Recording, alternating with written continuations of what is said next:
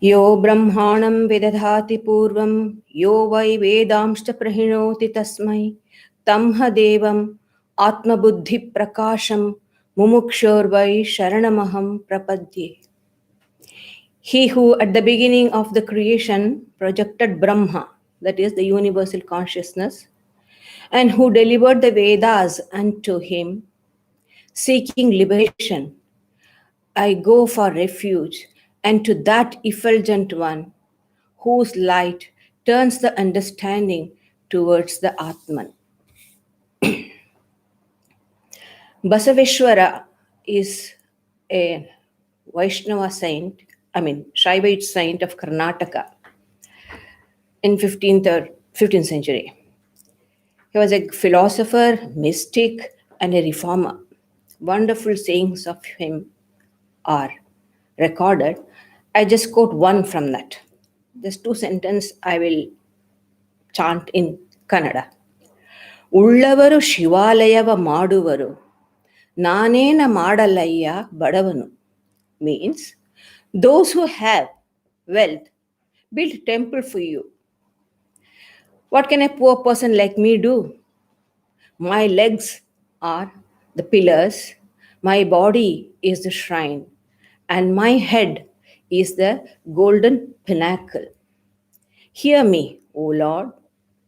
There is always the destruction for the material temple, but not so for the living temple, the temple within. Because the material temple outside is subject to all sorts of forces, a tsunami, an earthquake, and even vandalisms in the hands of barbarians is possible. But whereas when once we understand the temple within, then we attain immortality. And that serves the purpose of the temple. Even if the body falls, doesn't matter. It has served its purpose. So this is about the temple within. And there's a beautiful story about a Shaivite saint of Tamil Nadu. That is the 63 mystics of Tamil Nadu. And one among them, he was a poor man and cherished a great desire to build a temple for his chosen deity, being Shiva. Since he couldn't, one day Shiva, in a vision, told him, you don't worry about it, you can build a temple within, and I will come and reside there. So he took his vision seriously, and he immediately set upon laying the plan, everything in detail, the garden, the tank, and the sacred bull, everything he planned, and brick by brick, he started building this internal temple. Such was his faith. It was no fantasy. He believed that he was building a temple within. And when it took a long time for him, quite a few years, to accomplish this task, and when everything was ready, then he fixed a date for the consecration ceremony, what we say in Sanskrit, Kumbhabhisheka. It so happened that the king of the particular kingdom where he was living also had started a construction of the temple, more or less at the same time. And he also had finished almost the temple, and he also fixed a date for the consecration ceremony.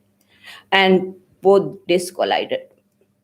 So Shiva went into the dream of the king and said, you better postpone your date of consecration, because on that particular date, I am going to visit to the temple of my devotee who has built a temple for me. I'm going there. And the king was surprised. So the next day he sent his men to find out where this temple was and who has built it. And with great difficulty, his men searched and found this devotee and brought him to the king. And the king was very happy to see him.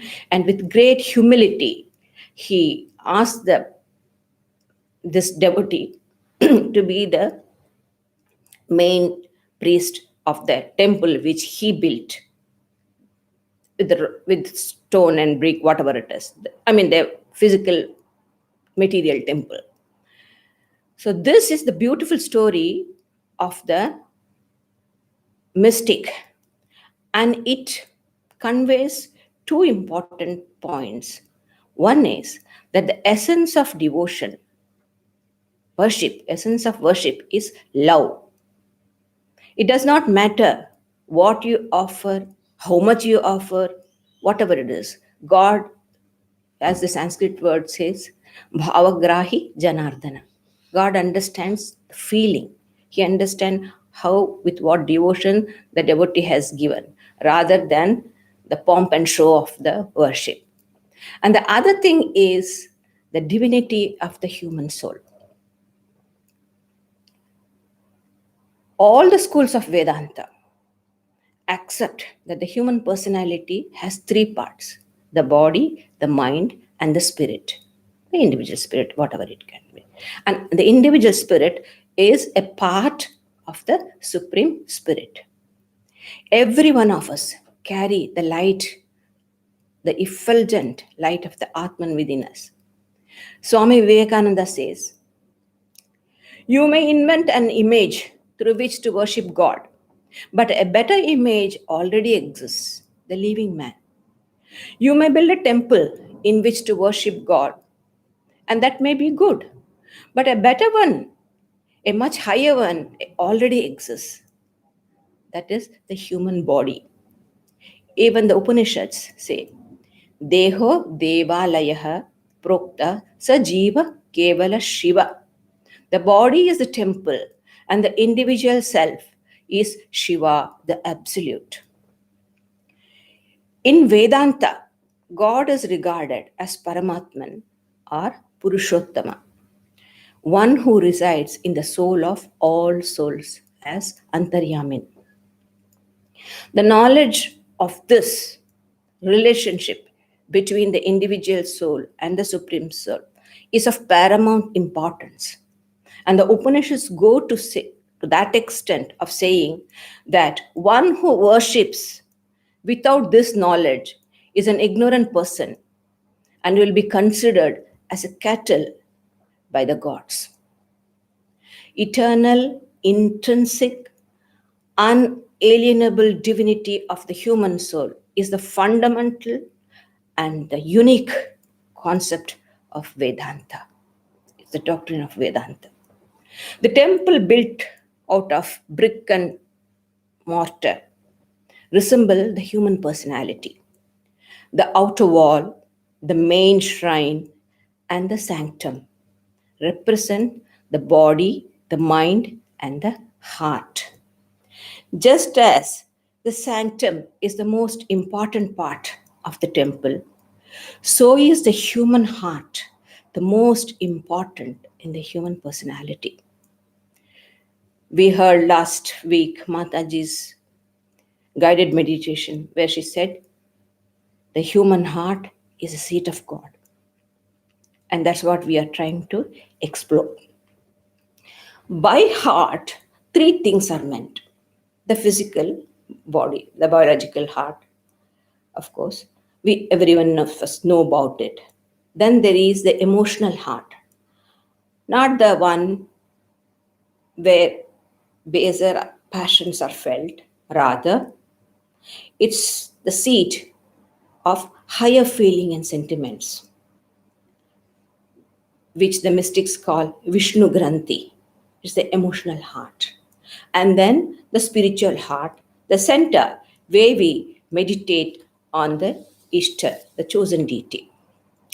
In the Gospel of Sri Ramakrishna, you can see him recommending the devotees the heart as a splendid place for meditation. But we do not know what the real spiritual heart is. When we meditate, we only succeed in meditating at the emotional heart.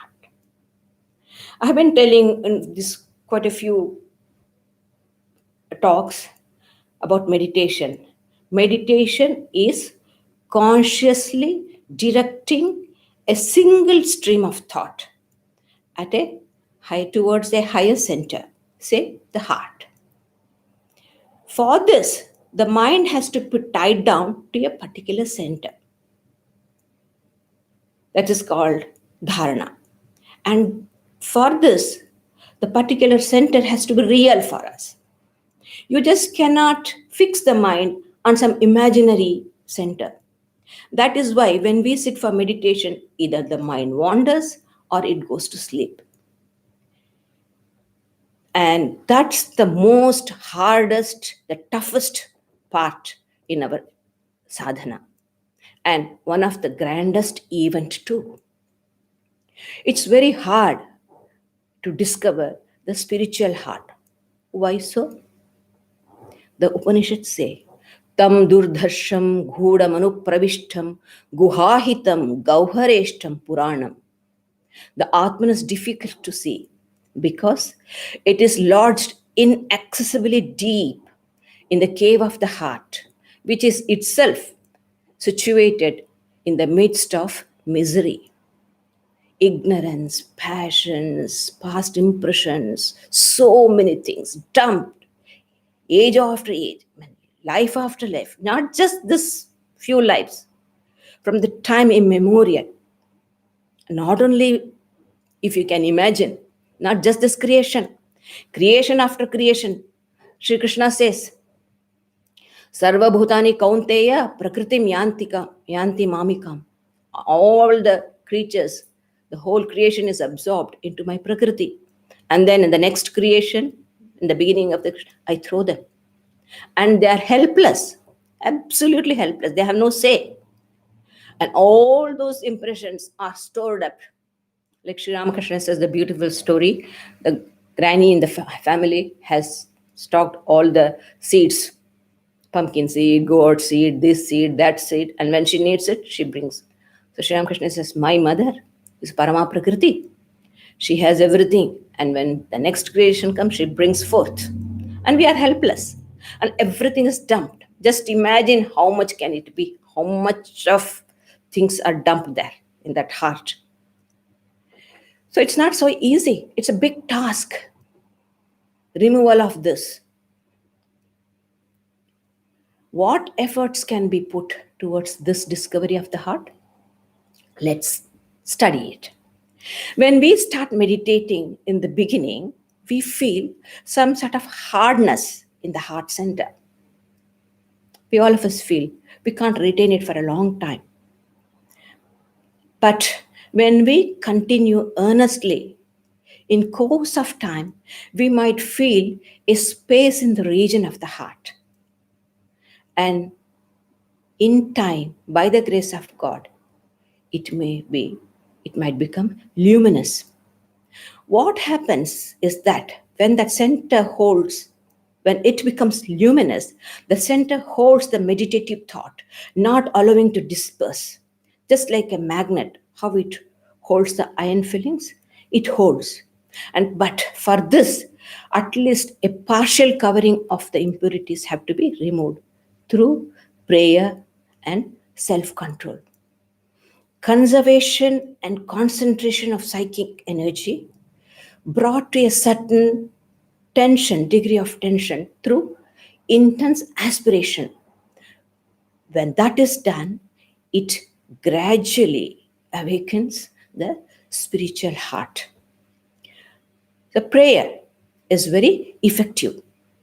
Swami Vivekananda says, by prayer, one's subtle powers are easily roused, and if consciously done, all desires may be fulfilled by it. Prayer becomes spiritual discipline when it is done, when it becomes an exercise of will and is consciously done with great energy and joy for a long time. It takes time. Intense aspiration quickens the emotional heart, which guides the meditative thought unerringly to the spiritual heart. The other method is through cultivating Sakshi awareness, witness. And the best way to do is either, if you can, eliminate all thoughts or just ignore all thoughts except the I and follow the trail of the I to its source. I always imagine like this. It's like putting the car into reverse gear and backing it into the garage. Of course, it's not so easy as it is, but you can get an idea. And when we practice diligently, it does help. Spiritual heart is actually the higher intuitive faculty called buddhi, not the intellect, not here, the heart. According to yoga and Vedanta psychology, human mind has two layers. The higher one called the buddhi and the lower one called manas. The main function of manas is to classify the information which it receives through the senses and to detect the pleasures and pains which comes to it. And the buddhi is its function is to determine and to analyze, to think and take actions, judgment, and evaluate the information what it has got through the mind. So the manas analyzes, the buddhi synthesizes. That's the great function of buddhi. In the Taittiriya Upanishad speaks of the Panchakoshas.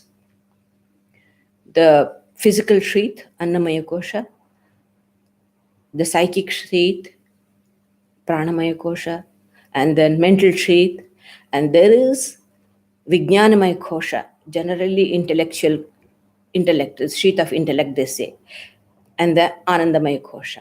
The heart falls into this fourth one, the fourth. The other three koshas is everyday life we go into. But the fourth kosha is the Vijnanamaya kosha. Here is our focus. The buddhi is like a lamp in the darkness, which helps us to perceive everything.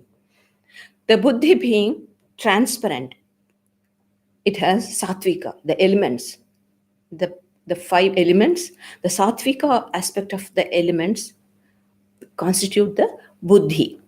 So being sattvika, it's very transparent and very close to the Atman. That's why the buddhi is called Nedishta Brahman. So because it is transparent, it just reflects the radiance of the Atman. Shankara says even the wise people identify themselves with Vijnanamaya Kosha. And next, from the buddhi, the radiance is passed on to manas, and then to the sense organs, and then to the body. Thus, the Atman animates everything from buddhi to the aggregate body. When we meditate, we just can imagine like this. Think of the heart as the sanctum where the soul of all souls reside, and the individual self as a light burning continuously in the shrine of our heart. And the ego, which Sri Ramakrishna calls the rascal ego, which thinks too much of itself, let it bow down, surrender itself at the altar of the great Lord. This is the way the bhaktas think of themselves. There is one beautiful meditation, guided meditation by Mataji Ajay. It's so beautiful. She says, she takes, like, she asks us to dive deep and swim on, glide on. It's so beautiful, you get a beautiful feeling when you hear that. And then at last she says, you have reached the chamber.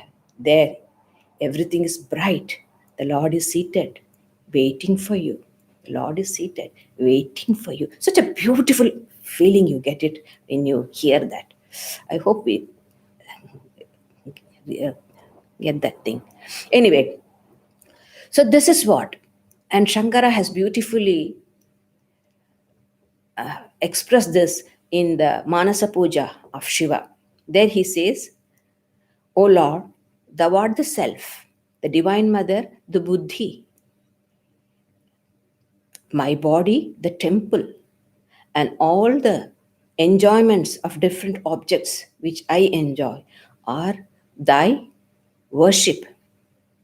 My sleep is my meditation on thee, and my walking is a circumambulation, and whatever words I utter is thy hymn, O beneficent Lord.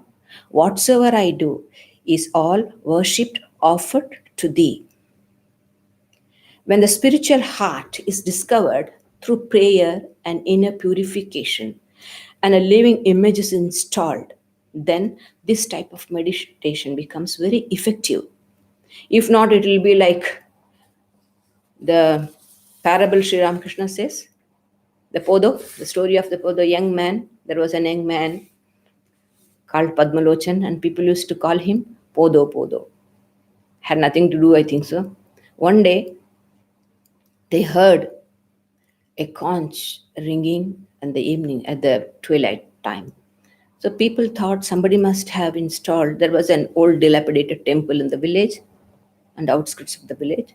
So that somebody must have enshrined an idol, and the evening Vesper service is going on. So young and old, everybody started running towards the temple, and where nothing from outside the temple looks as dirty as it was, and somehow ventured through and then opened the door, and they found this Podo standing at one corner of the shrine and blowing conches. Then he said, "Oh fool, you haven't established the shrine God in this. The temple is not cleansed.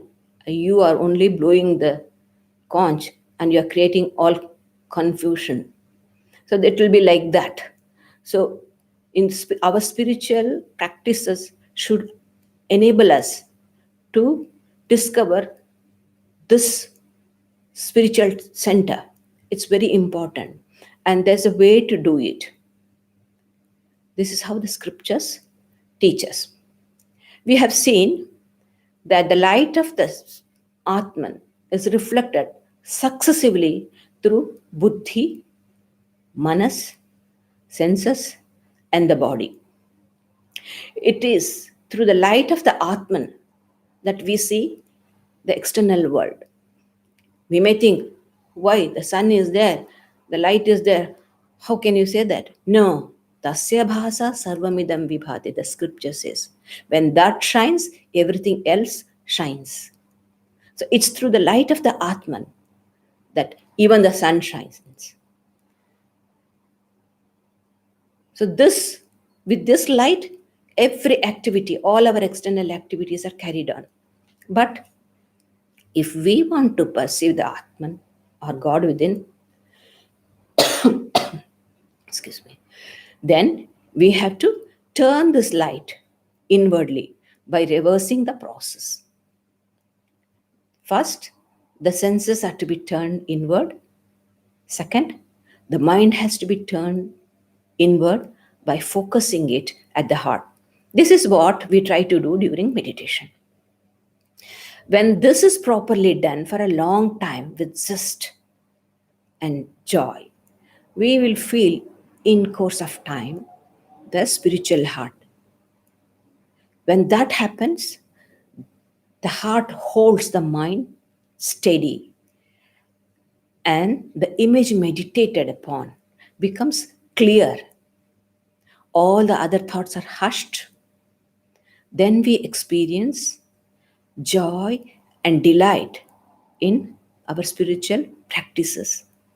We get a taste for it. Always Sri Ramakrishna used to say, ask God, pray to God to give taste for the divine name, to taste for meditation. When the mind starts getting a taste for it, then no worry, it goes by itself. Now it is not, it's getting the taste from the senses, so it is outward going. But when it gets a bit of taste within, it will automatically go. That's the nature of the mind, to seek joy. So it will automatically go. But at the beginning, it is literally a warfare. And so when we continue diligently further, that's not the end in all. Further, when we continue and turn the buddhi, only we came towards the buddhi. When the buddhi is turned inward and focused to its source, its true source, which is the Atman, then the shrine opens, revealing the effulgent Atman, or the deity meditated upon. During Holy Mother's birthday time, on Holy Mother's birthday morning, we sing a song in Bengali. It's a beautiful song. In that it says, Tumari aloke tava sandhane choli jano mago pulakita prane. With the help of your light, may I go with great joy in seeking you inwardly. The light has to come from her, from the divine. Shri Krishna says, Dadami buddhi yogam tam yena ma upayanti te teshameva anukampartham aham ajnanajam tamaha nashayami atma bhavasto jnana deepena bhasvata. I give them the buddhi yoga. See, buddhi yoga, the heart. How? I dispel the darkness and ignorance by lighting the lamp of knowledge. The heart is the place. The deity we are meditating on becomes effulgent. Swami Brahmananda says, yeah, the deity you're meditating becomes effulgent, luminous. And Sri Ramakrishna in his beautiful way says, with a single ray of God, the whole world is illumined with knowledge. We see each other and everything we understand through the light of God. A single ray of light of His has illumined this world with the light of knowledge. One can see God only if he turns his light towards his own face. And he gives the example of the police sergeant going round in his dawns in the dark night with the lantern in his hand. You know, the bull eyes lantern, which is dark in three sides. And he says, no one sees his face. But with the help of that light, the surgeon sees everyone's face and others too can see one another. If you want to see the surgeon, you must pray to him, Sir, please turn the light on your own face. Let me see you. In the same way, we must pray to God, O Lord, be gracious and turn the light of knowledge on thyself, that I may see thy face. That was the invocation prayer which I said. Seeking liberation, I go for refuge, and to that effulgent one, whose light turns the understanding towards the Atman. Thank you.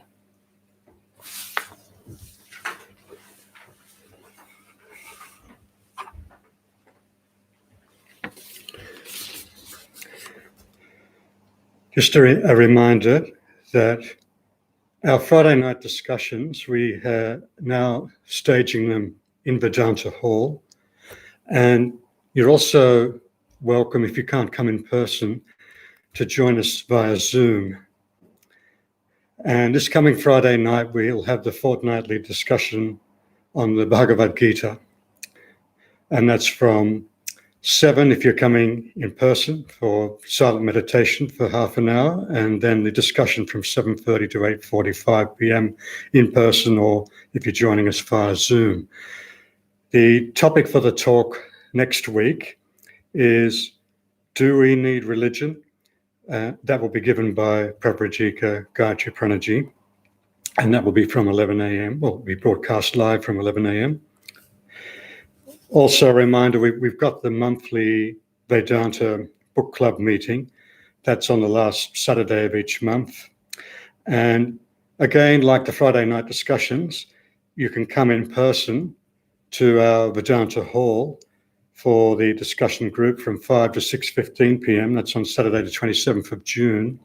Or you can join us via Zoom, and we can send out an invitation to you for that if you'd like to join the group. And we will now conclude with listening to a guided meditation by revered Pravrajika Ajayaprana Mataji. And thank you for joining us this morning. So, as Mataji used to say, now sit up straight, close your eyes, and listen to the guided meditation.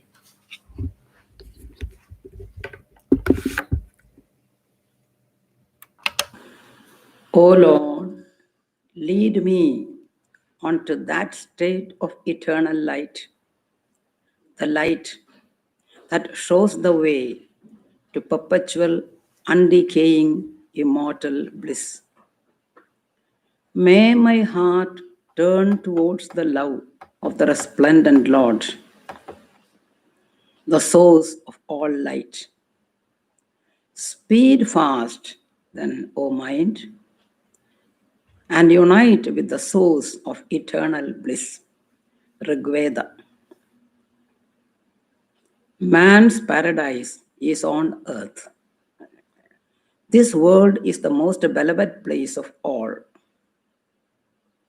Let us live this life fruitfully, usefully. Let us live this life, the bounteous gift of God, freely given to us in such a way that through our life we show our gratitude to the great architect of the universe. Let us make sure that we don't die 1,000 deaths before destiny calls us for the final departure. The creative energy of the sovereign ruler of the universe and the soul of all souls has worked within this cosmic existence. The sovereign ruler of the universe is in reality residing within the cave of our heart. Let us close our eyes to his play of illusion going on outside, all around us, and turn our gaze towards himself, the real architect of all this show. He, of the form of resplendent glory, divine consciousness, and complete peace, is shining there within the heart.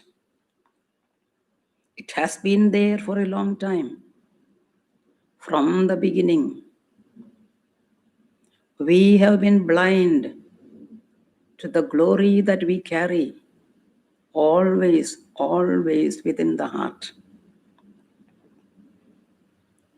When we look closely, we can see his heavenly radiance inside us. With our imagination, we can see shining within our heart a brilliant silver-colored star, emitting rays of peace and purity into all parts of the body. A wonderfully shaped star sending out cool, life-giving rays of energy all around, from within the heart to every part of the body.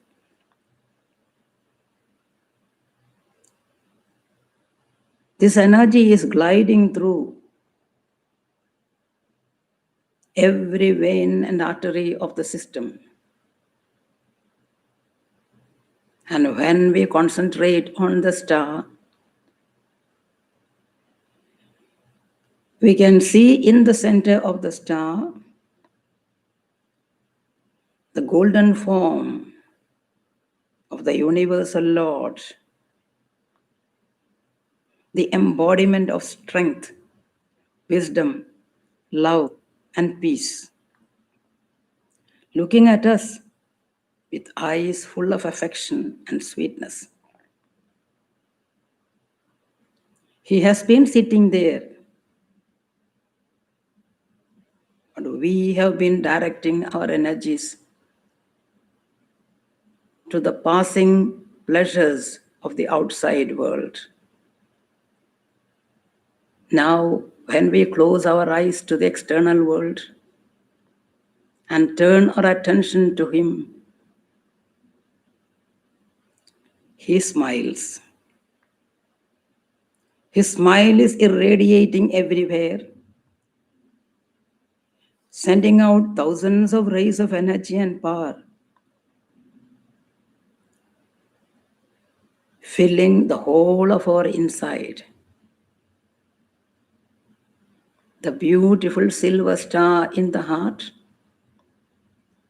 inside which we can see our chosen ideal, the Lord of our heart, sitting in perfect peace and relaxation. He has been waiting there for ages and ages for us to turn our attention to Him. And now when we listen closely, we can even hear the sound of His silent laughter, echoing and re-echoing within the space of our heart as the eternal Om. Its reverberations pass through all our limbs, into our arms, legs, into the head, as peaceful, gentle currents of energy and light. When we listen, we can feel the tingling, the pulsation in our system. It's the echo of His silent laughter. His joy that we are turning our attention towards His presence, made manifest in our heart because of our yearning to see Him and the power of our concentration, full of repose and peace, joy and contentment. The heart is filled with His radiance. The whole body is tingling with the sensation of joy that is emanating from His holy presence. And in the heart is the wonderful, perfectly shaped silver star, in the center of which we feel the presence of the Lord of the universe. Let us try to keep this experience of perfect yoga, of perfect equilibrium. For a few moments, when we try to meditate in silence,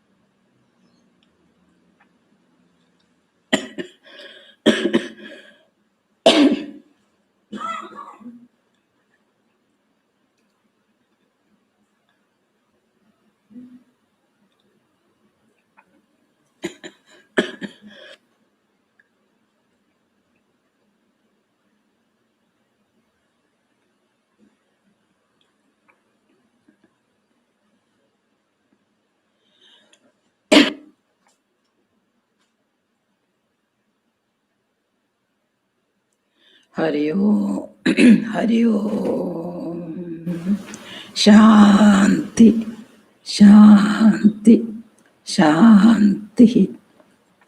Om, peace, peace, peace.